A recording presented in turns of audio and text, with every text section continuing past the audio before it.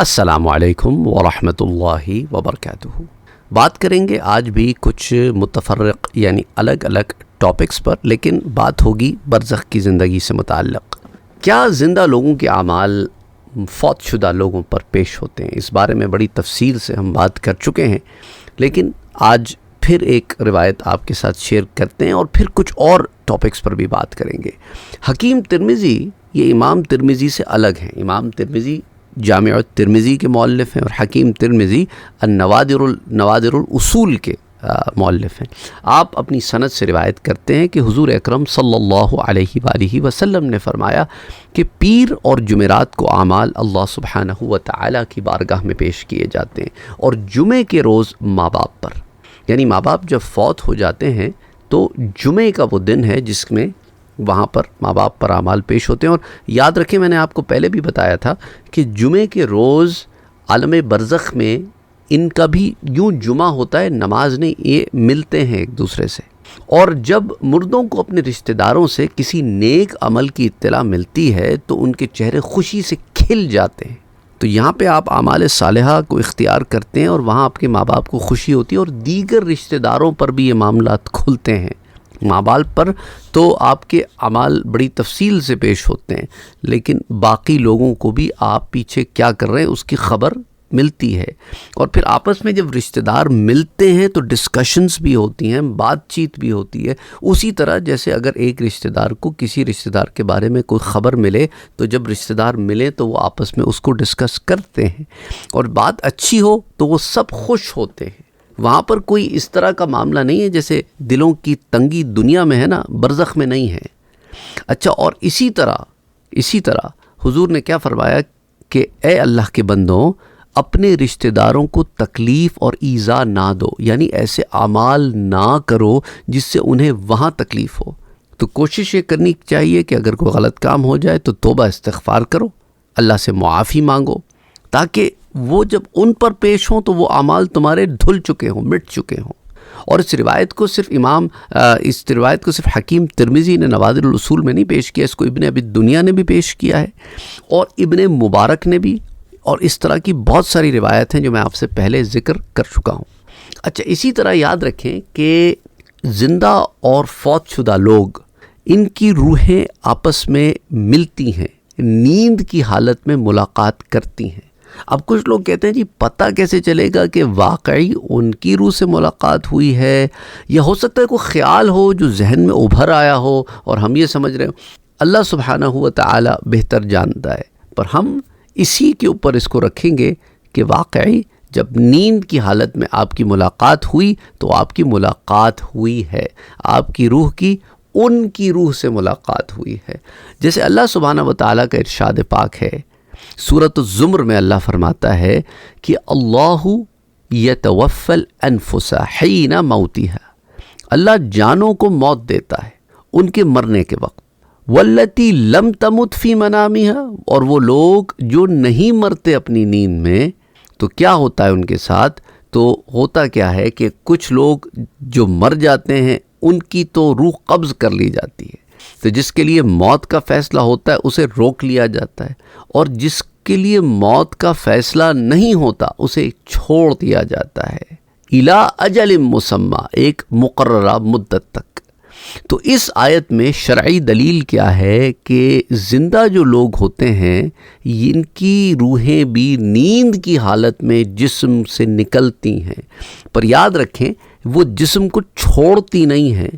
اس لیے جب انسان زندہ رہتا ہے تو وہ روح کے دو اجزاء ہوتے ہیں، ایک جز جسم کے ساتھ رہتا ہے جس کی وجہ سے سانس جاری و ساری رہتی ہے، اور ایک جز جدا ہوتا ہے جو عالم ارواح میں، عالم برزخ میں داخل ہوتا ہے، اور ان ارواح سے ملتا ہے جو عالم برزخ میں موجود ہیں۔ تو یوں روحوں کی آپس کی ملاقات ہوتی ہے، اور وہ لوگ جو اس ملاقات کے دوران فوت ہو جاتے ہیں تو ان کی روحیں تو رک جاتی ہیں۔ اچھا، اب آپ کہیں گے کہ بھئی مجھے تو سارے خواب یاد نہیں، سارے خواب تو کسی کو بھی یاد نہیں رہتے۔ آپ سینکڑوں خواب دیکھتے ہیں، اور ان سینکڑوں خوابوں میں کچھ ایسے لوگوں کو آپ ملتے ہیں جنہوں نے بھی نیند میں آپ سے ملاقات کی ہوتی ہے، لیکن ان کا خواب آپ کے خواب کی بنسبت زیادہ مضبوط ہوتا ہے، تو وہ خواب انہیں یاد رہ جاتے ہیں، آپ کو نہیں رہتے۔ کبھی ایسے ہوتا ہے نا، آپ نے رات کو کسی کو خواب میں دیکھا، پھر آپ نے اس کو صبح کال کی کہ بھائی میں نے تو تمہیں خواب میں کل رات کو دیکھا تھا، کیا تمہاری اور میری ملاقات کا تمہیں بھی کچھ خبر ہے؟ وہ کہتا ہے نہیں مجھے تو نہیں۔ اس کو اور خواب آئے، وہ ان خوابوں کی طرف زیادہ کانسنٹریشن ہو گئی اس کی، اور یہ خواب اس کی کانسنٹریشن سے زائل ہو گیا، تو اس لیے اس کو یاد نہیں، حالانکہ وہ اور آپ دونوں آپس میں ملے ہیں۔ اچھا، کبھی لوگ کہتے ہیں کہ پھر انہیں یاد کیوں نہیں رہتا؟ کبھی کبھی بھلا بھی دیے جاتے ہیں خواب، کبھی انسان ویسے بھول جاتا ہے کہ اتنے خواب دیکھتے ہیں ہر خواب یاد نہیں رہتا۔ کبھی خواب دیکھ رہے ہوتے ہیں نا آپ کہتے ہیں یہ صبح میں یاد رکھوں گا اسے، صبح اٹھتے ہیں تو آپ کہتے ہیں وہ کیا خواب تھا، آپ کو بھلا دیا گیا۔ لیکن کبھی زندگی میں ایک ایسا لمحہ آتا ہے اور کہتے ہیں یار یہ مجھے پہلے دکھایا جا چکا ہے، یہ میں پہلے دیکھ چکا ہوں۔ تو بعض چیزیں آپ کو دکھائی جاتی ہیں، پھر آپ کی میموری میں انہیں پیچھے کر دیا جاتا ہے، پھر ایک وقت آتا ہے کہ برین کہتا ہے کہ یار یہ تو میری میموری میں ہے، یہ پہلی دفعہ نہیں ہو رہا۔ تو بہرحال کتاب الروح میں ابن مخلد اور ابن مندہ حضرت عبداللہ ابن عباس سے روایت کرتے ہیں، وہ بتاتے ہیں کہ مجھے معلوم ہوا ہے کہ زندہ اور فوت شدہ یعنی مردہ لوگوں کی ارواح نیند میں ایک دوسرے سے ملاقات کرتی ہیں۔ تو صحابہ کا بھی اس کے اوپر بڑا اوپن اوپینین تھا، جسے کتاب الروح میں بیان کیا گیا ہے۔ اور حضرت عبداللہ ابن عباس مزید کہتے ہیں کہ صرف ملاقات ہی نہیں کرتی، وہ ایک دوسرے سے پوچھ گچھ بھی کرتی ہیں، بات چیت بھی کرتی ہیں۔ تو بہرحال ایسے خواب شاید آپ نے بھی دیکھے ہوں، ایسے خواب میں نے بھی دیکھے ہیں کہ ہمارے وہ پیارے جو ہم سے جدا ہو گئے، ان کی باضابطہ ہماری ان کی ملاقات ہے، ہماری ان کی کمیونیکیشن ہے، ہماری ان کی انفارمیشن ایکسچینج ہے خوابوں میں۔ خواب تو میں آپ کو اپنے نہیں بتاؤں گا آف کورس، لیکن بتانے کا مقصد یہ ہے کہ یہ ایک ایسا ایکسپیرینس ہے جسے لوگ کرتے ہیں۔ تو مردوں کی ارواح کو تو اللہ سبحانہ و تعالی روک لیتا ہے، اور جو زندہ لوگ ہوتے ہیں ان کی ارواح ان کے اجسام میں واپس فرما دیتا ہے۔ اور ابن ابی دنیا اور ابن جوزی نے کتاب عیون الحکایات میں اپنی سند سے روایت کیا ہے کہ صعب بن جثامہ اور عوف بن مالک یہ آپس میں ایک دوسرے کے منہ بولے بھائی تھے۔ صعب نے عوف سے کہا کہ اے بھائی، ہم میں جو بھی پہلے انتقال کر جائے وہ دوسرے کو خواب میں دیکھے۔ تو عوف نے کہا کہ ایسا بھی ہو سکتا ہے؟ تو صعب نے کہا کہ ہاں یہ ہو سکتا ہے۔ چنانچہ صعب کا انتقال ہو گیا اور ان کو عوف نے خواب میں دیکھا تو دریافت کیا کہ کیا معاملہ ہوا؟ تو انہوں نے کہا کہ بعد تکلیف میرے رب نے میری مغفرت کر دی۔ لیکن عوف کہتے ہیں کہ میں نے ان کی گردن میں ایک سیاہ چمکدار پٹی دیکھی، تو دریافت کیا کہ بھائی یہ کیا ہے؟ تو انہوں نے کہا یہ وہ 10 دینار ہیں جو میں نے ایک یہودی سے قرض لیے تھے، وہ آج میرے گلے میں توق بنا کر ڈال دیے گئے، اگر تم ان کو ادا کر دو تو اچھا ہے۔ میرے گھر والوں کی جتنے واقعات ہوئے اور ہوتے ہیں وہ سب مجھ کو بتائے جاتے ہیں۔ تو یہ بھی اندازہ کریں کہ یہاں پر دنیا میں جو معاملات گھر میں ہو رہے ہوتے ہیں نا، وہ ان کو اللہ بتا دیتا ہے۔ اور اب آپ آگے سنیں کہ وہ کیا کتنی باریکی کے معاملات بھی انہیں پتہ چلتے ہیں۔ وہ کہتے ہیں حتیٰ کہ چند دن پہلے ہمارے گھر میں بلی مری تو اس کی بھی اطلاع مجھے دی گئی۔ تو اب آپ سوچیں کہ گھر کی بلی مر جائے یہ اطلاع بھی دی جاتی ہے، تو سوچو جو معاملات اور ہوتے ہوں گے ان کی اطلاع نہ دی جاتی ہوگی۔ پھر بیٹے کی نوکری لگ گئی، بیٹے کی ترقی ہو گئی، بیٹے بچہ جو ہے اس کے ہاں بچہ پیدا ہوا ہے، لوگ کہتے ہیں جی انہیں کیسے خبر، ان کے تو جانے کے بعد اولاد ہوئی ہے۔ اللہ بتا دیتا ہے۔ جب بلی کے مرنے کی خبر بتا دی تو جب آگے ان کی اولاد کی اولاد ہو تو وہ خبر نہیں بتائے گا۔ تو وہ جانتے ہیں جب وہ یہاں سے کوئی آتا ہے تو وہ اسے پہچان لیتے ہیں، کیونکہ ان پر وہ بات پہلے کھل چکی ہوتی ہے، اور پھر اللہ پہچان کروا دیتا ہے۔ تو اسی طرح وہ کہتے ہیں کہ یہ بھی تم کو معلوم ہونا چاہیے کہ اللہ نے مجھے یہ بھی بتایا ہے کہ میری بیٹی 6 روز کے بعد فوت ہو جائے گی۔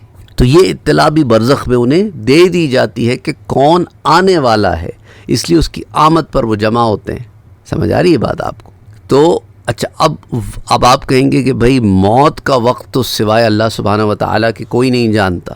ہاں تو وہ یہ 6 روز کے بعد آئے گی نا، کب آئے گی؟ صبح آئے گی، دوپہر آئے گی، شام آئے گی، کب آئے گی؟ یہ تو علم نہیں دیا نا اللہ نے انہیں۔ اب دیکھیں نا، اللہ سبحانہ و تعالیٰ اپنے نبی کو بھی بعض چیزوں پر یوں مطلع فرما دیتا ہے کہ حضور نے غزوہ بدر کے سٹارٹ سے پہلے صحابہ کو بتا دیا کہ فلاں جگہ فلاں مرے گا، فلاں جگہ فلاں مرے گا، فلاں جگہ فلاں مرے گا۔ یہ تو اللہ جس پر جو بات کھول دے اب کب مرے گا، کس سیکنڈ میں مرے گا، کیا ہوگا، وہ اللہ بہتر جانتا ہے۔ پھر ملک الموت کو ایک انفارمیشن دی جاتی ہے کہ بھئی فلاں فلاں کی روح قبض کر لو، تو وہ انہیں قبض کر لیتے ہیں۔ تو بہرحال تو وہ کہتے ہیں کہ میری بیٹی جو ہے وہ 6 روز کے بعد فوت ہو جائے گی، تم اس کو اچھی طرح رکھو، اچھا برتاؤ کرو، کیونکہ وہ ہے ہی 6 دن کی مہمان۔ تو عوف کہتے ہیں کہ صبح کو میں صحاب کے گھر آیا تو ایک برتن میں 10 دینار پائے، اور وہ لے کر یہودی کے پاس پہنچے اور اس سے کہا کہ کیا صحاب پر تمہارا کچھ قرض ہے؟ اس نے کہا ہاں 10 دینار تھے۔ وہ رسول اکرم صلی اللہ علیہ وآلہ وسلم کے بہترین صحابی تھے، اللہ ان پہ رحم کرے۔ تو میں نے دینار اس کی طرف بڑھائے، وہ کہنے لگا واللہ یہ تو وہی دینار ہے جو میں نے ان کو دیے تھے۔ سمجھ آ رہی ہے بات آپ کو کہ یہ صحابی رسول صلی اللہ علیہ وسلم کے واقعات ہیں۔ یہ صحابہ کا مائنڈ اس بارے میں کتنا کلیئر تھا وہ میں آپ کو بتا رہا ہوں، وہ ان معاملات کو کیسے دیکھتے تھے۔ اچھا پھر وہ کہتے ہیں عوف کہ میں واپس صحاب کے گھر آیا اور پوچھا کہ اچھا صحاب کی وفات کے بعد آپ لوگوں کے ہاں کوئی نئی چیز ہوئی ہے، کوئی نئے واقعات، کوئی نیا معاملہ؟ تو انہوں نے واقعات شمار کرانے شروع کیے، بھئی یہ بھی ہوا، یہ بھی ہوا، یہ بھی ہوا، یہ بھی ہوا، حتیٰ کہ بلی کے مرنے کی بھی بات مجھے بتائی۔ تو پھر میں نے ان سے پوچھا کہ میری بھتیجی کہاں ہے، یعنی صحاب کی بیٹی؟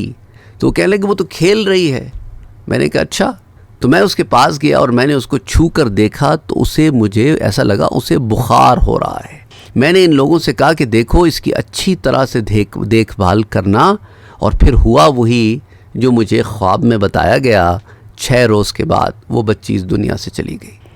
اسی طرح امام حاکم المستدرک میں اور امام بیہقی الدلائل النبوہ میں کثیر بن صلت سے روایت کرتے ہیں کہ حضرت عثمان بن عفان پر شہادت کی رات کو غنود کی طاری ہوئی، یعنی شہادت ہونی ہے نا اگلے دن جمعے کے دن، تو جمعرات کی رات کو تو خواب میں حضور صلی اللہ علیہ وآلہ وسلم کی زیارت فرماتے ہیں، اور آپ صلی اللہ علیہ وآلہ وسلم سیدنا عثمان غنی سے فرما رہے تھے کہ تم ہمارے ساتھ نماز جمعہ ادا کرو گے، یعنی ابھی جمعے کا دن پورا نہیں ہوگا تمہاری شہادت ہو جائے گی۔ اللہ اکبر، اللہ اکبر۔ تو یہ بھی ایک انڈیکیٹر ہے کہ عالم برزخ میں یہاں سے آنے والوں کی خبر دے دی جاتی ہے۔ اسی طرح حضرت عبداللہ ابن عمر بھی روایت کرتے ہیں کہ آپ نے خواب دیکھا کہ حضور اکرم صلی اللہ علیہ وآلہ وسلم فرما رہے تھے، کس سے؟ حضرت عثمان سے۔ روایت کون کرے؟ عبداللہ ابن عمر، کہ حضرت عثمان سے حضور کیا فرما رہے ہیں؟ تم ہمارے ساتھ روزہ افطار کرو گے، یعنی تم نے روزہ رکھنا ہے جمعے کے دن، کل تم فوت ہو جاؤ گے۔ حضرت عثمان نے روزہ رکھا تھا جب آپ کو شہید کیا گیا تھا، اور جمعے کے دن ہی آپ شہید ہو گئے تھے۔ ہمارے پاس روزہ افطار کرو گے، یعنی مغرب بھی نہیں دیکھو گے، تم آ جاؤ گے۔ چنانچہ آپ جمعے کے روز بحالت روزہ شہید کر دیے گئے۔ اور امام حاکم اور امام بیہقی نے الدلائل النبوہ میں سلمہ سے روایت کیا ہے کہ ام سلمہ جو ان کی والدہ ہیں وہ وہ کہتے ان کے پاس وہ حاضر ہوئی تو ان کو روتا ہوا پایا۔ تو میں نے دریافت کیا کہ کیوں روتی ہے؟ انہوں نے کہا میں نے حضور کو خواب میں دیکھا آپ رو رہے ہیں اور سر اقدس اور داڑھی گرد آلود ہے۔ میں نے عرض کی یا رسول اللہ صلی اللہ علیہ وآلہ وسلم کیا معاملہ ہے؟ تو حضور نے فرمایا کہ میں مقتل حسین سے آ رہا ہوں۔ اللہ اکبر۔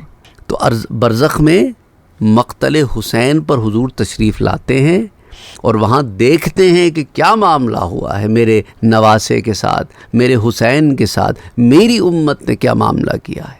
وہ معاملہ دیکھ کر حضور رو رہے ہیں اور سر اقدس اور داڑھی مبارک پر حضور کے گرد ہے کربلا کی۔ اللہ اکبر۔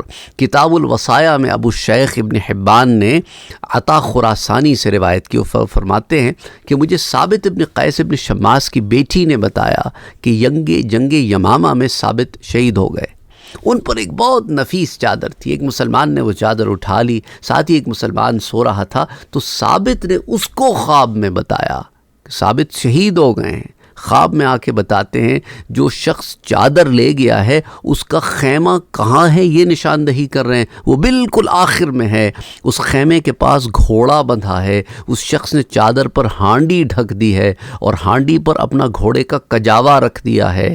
تو تم خود نہ جانا، تم خالد بن ولید کے پاس جاؤ اور ان کو حکم دو کہ وہ میری چادر لے لیں، اور جب تم مدینے میں صدیق اکبر کے پاس آؤ تو ان سے کہنا کہ مجھ پر اتنا قرض ہے فلاں لوگوں کا۔ تو اب آپ یہ دیکھیں شہید ہو گئے ہیں، لیکن خواب میں آ کے یہ بھی بتا رہے ہیں کہ کس نے اٹھائی ہے، کہاں رکھی ہے، کہاں رہتا ہے۔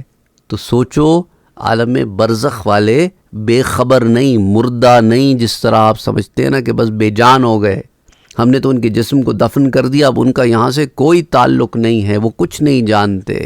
اگر وہ کچھ نہ جانتے، انہیں کوئی خبر ہی نہیں ہوتی، ان میں اور پتھر میں کوئی فرق ہی نہ ہوتا، تو یہ سب کیا ہے؟ آگے بھی سنیں۔ چنانچہ وہ شخص حضرت خالد بن ولید کے پاس آتا ہے اور تمام واقعہ سناتا ہے، تو حضرت خالد بن ولید چونک کے یہ نہیں کہتے کیا کہہ رہے ہو، یہ تو خواب کی بات ہے، اب ہم خوابوں کے اوپر تفتیشیں کرنے بیٹھ جائیں، نہیں۔ اور پھر حضرت صدیق اکبر یعنی حضرت ابو بکر کا زمانہ ہے، اوائل دور کی بات ہے، حضرت ابو بکر حضور کے وصال کے 2.5 سال میں انتقال فرما گئے۔ تو سوچو یہ کون سا زمانہ ہے، جنگ یمامہ تو ارلیئر ٹائمز میں ہوئی تھی نا، اور صدیق اکبر رضی اللہ تعالیٰ عنہ نے خواب کی بات ہے لیکن اس کی وصیت پوری کی۔ اس سے اندازہ کرو کہ صحابہ کا مائنڈ اس بارے میں کتنا کلیئر تھا۔ ہمارے علم میں ثابت بن قیس بن شماس ہی کی ایک ایسی ہستی ہے جنہوں نے فوت ہونے کے بعد وصیت کی اور ان کی وصیت پوری کی گئی۔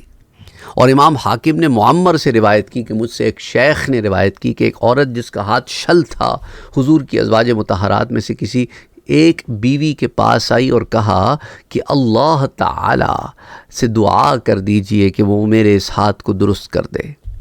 اچھا، جب یہ بات حضور تک پہنچی تو حضور نے دریافت کی کہ بھئی تمہارا ہاتھ شل کیسے ہو گیا؟ تو اس نے واقعہ بتایا کہ میرے والد ایک مالدار آدمی تھے اور میری ماں کے پاس کچھ نہ تھا، اس نے کبھی کچھ صدقہ نہ کیا، البتہ ایک مرتبہ ہمارے ہاں ایک گائے ذبح ہوئی تو اس کی تھوڑی چربی اس نے ایک مسکین کو دی اور ایک چیتھڑا اس کو پہنا دیا۔ پھر میرے ماں باپ دونوں کا انتقال ہو گیا۔ میں نے اپنے باپ کو تو خواب میں دیکھا تو وہ ایک نہر پر ہیں اور لوگوں کو پانی پلا رہے ہیں۔ میں نے دریافت کیا کہ اے بابا، کہ آپ نے میری ماں کو بھی دیکھا ہے؟ تو اس نے جواب دیا تمہاری ماں کو نہیں دیکھا، تمہاری ماں کو نہیں دیکھا۔ بڑی تلاش کرتی رہی میں، اس کے بعد مجھے میری ماں ملی، لیکن میری ماں کا حالت بہت خراب تھی، بہت تنگی میں تھی۔ اس کے جسم پر ایک پھٹا ہوا کپڑا تھا جو اس نے صدقہ کیا تھا، اور اس کے ایک ہاتھ میں چربی کا وہ ٹکڑا تھا جو اس نے صدقہ کیا تھا۔ وہ اس کو اپنے ایک ہاتھ میں لے کر دوسرے ہاتھ پر مارتی تھی، اور اس کا جو اثر دوسرے ہاتھ پر ہوتا تھا اس کو چوس کر اپنی پیاس کو تسکین دیتی تھی اور پکار رہی تھی کہ پیاس پیاس۔ میں نے اپنی ماں کو اس حالت میں دیکھا تو مجھ سے رہا نہ گیا۔ میں نے کہا اے میری ماں، کیا میں تجھ کو سیراب نہ کروں، پانی نہ پلا دوں؟ اس نے کہا ہاں۔ چنانچہ میں نے ایک برتن اپنے باپ سے لیا، کیونکہ میرا باپ سیراب کر رہا تھا نا۔ میں اپنے باپ کے پاس آئی، باپ سے برتن لیا اور اس کو پلایا اپنی ماں کو۔ تو اتنے میں جو لوگ اس میری ماں پہ مقرر تھے نا اسے سزا دینے کے لیے، ان میں سے ایک نے کہا کہ جس نے اس عورت کو پانی پلایا ہے خدا اس کے ہاتھ کو شل کر دے۔ سو میرا ہاتھ اٹھی تو شل ہو گیا۔ اللہ اکبر، اللہ اکبر۔ یعنی یہاں مالدار تھا نا میرا باپ، تو صدقہ خیرات بہت کیا کرتا تھا، میری ماں صدقہ خیرات نہیں کرتی تھی، تو وہاں بھی اسے خواب میں دکھایا گیا کہ اللہ نے اس پہ کرم یہ کیا کہ وہاں بھی اس کا ہاتھ چل رہا ہے، اور یہاں جس نے بخیلی کی اس کا ہاتھ وہاں بھی نہیں چل رہا ہے، اور وہ سزا میں ہے، اور سزا یافتہ کو کی ہیلپ کرنے کے لیے ضمن میں اس عورت کا ہاتھ شل ہو گیا۔ یعنی بات خواب کی تھی، تو کیا معلوم ہوا کہ وہ بات صرف خواب کی نہیں تھی۔ اگر بات صرف خواب کی ہوتی تو ایک تخیل ہوتا، ایک خیال ہوتا کہ نیند میں سے اٹھے برا خواب دیکھا ہوگا۔ جو اثر وہاں کا تھا وہ یہاں ظاہر ہو گیا۔ اسی طرح امام بصیری کے بارے میں بھی آپ نے سنا ہوگا، جنہوں نے محمدیہ نام سے ایک نشید لکھی، حضور کی مدح و ثنا میں لکھی۔ آپ فالج میں تھے اور خواب میں حضور نے ہاتھ پھیرا تو فالج ختم ہو گیا۔ اللہ اکبر۔ آپ اسے قصیدہ بردہ شریف کے نام سے جانتے ہیں نا، کیونکہ حضور نے انہیں خواب میں بردہ عنایت فرمایا تھا، یعنی حضور نے شال دی تھی، شال کو بردہ کہتے ہیں، تو قصیدہ محمدیہ قصیدہ بردہ ہو گیا۔ اگر بات خواب کی تھی تو خواب میں رہتی، لیکن وہ بات خواب کی نہیں تھی، اس کا اثر ادھر بھی آ گیا۔ امام حاکم نے مستدرک میں، امام طبرانی نے مجمع الاوسط میں، اور عقیلی نے عبداللہ ابن عمر سے روایت کی، حضرت عمر کی ملاقات حضرت علی سے ہوئی، تو آپ نے دریافت کیا کہ یا ابا الحسن کیا بات ہے کہ آدمی خواب دیکھتا ہے، کچھ ان میں سچے نکلتے ہیں اور کچھ جھوٹے؟ تو انہوں نے فرمایا کہ میں نے حضور اکرم صلی اللہ علیہ وآلہ وسلم سے سنا کہ آپ فرماتے تھے کہ جب بھی کوئی مرد یا عورت سوتا ہے تو اس کی روح کو عرش کی طرف لے جایا جاتا ہے، تو اب جو عرش پر پہنچ کر جا سکتا ہے تو اس کا خواب سچا ہوتا ہے۔ اور امام نسائی نے خزیمہ سے روایت کی، وہ فرماتے ہیں کہ میں نے خواب میں دیکھا کہ حضور اکرم صلی اللہ علیہ وآلہ وسلم کی پیشانی پر سجدہ کر رہا ہوں، چنانچہ میں نے اس چیز کی اطلاع آپ کو دے دی تو آپ صلی اللہ علیہ وآلہ وسلم نے فرمایا کہ بے شک ایک روح دوسری روح سے ملاقات کرتی ہے، تو یہ تمہارا خواب میں یہ چیز کا دیکھنا میری تیری ملاقات کی طرف نشاندہی تھی۔ اور شیخ عز الدین بن سلام نے کہا کہ روح یقظہ، روح یقظہ، یہ سمجھ لیں اس بات کو، یہ ایک روح ہے کہ جب جسم میں ہوتی ہے تو جسم جاگتا ہے، اور جب جسم سے خارج ہوتی ہے تو جسم سو جاتا ہے۔ تو روح کے دو حصے ہیں، جب تم سو جاتے ہو تو روح یقظہ جسم سے نکل جاتی ہے، اور یہی وہ روح ہے کا حصہ ہے جو جا کے عالم برزخ میں ان ارواح سے ملاقات کرتا ہے جو یہاں سے جا چکی ہیں۔ اور یہ سب کچھ آپ فرماتے ہیں شیخ عز الدین بن سلام بطور عادت ہے۔ پھر یہ روح خواب دیکھتی ہے، کون؟ روح یقظہ، اور جب آسمان پر پہنچ کر مشاہدہ کرتی ہے تو وہ خواب سچا ہو جاتا ہے، کیونکہ آسمان پر شیطان کا تصرف ممکن نہیں، اور اگر آسمان کے نیچے رہ کر خواب دیکھتی ہے تو شیطان کی مداخلت کی بنا پر وہ خواب سچا نہیں ہوتا۔ بہرحال خواب میں ان لوگوں سے ملاقات جو فوت ہو گئے ہیں، یہ معاملہ جاری ہے۔ اگر آپ چاہتے ہیں کہ اس پر اور بات ہو، بتائیے گا کامنٹ سیکشن میں۔ وما علینا الا البلاغ۔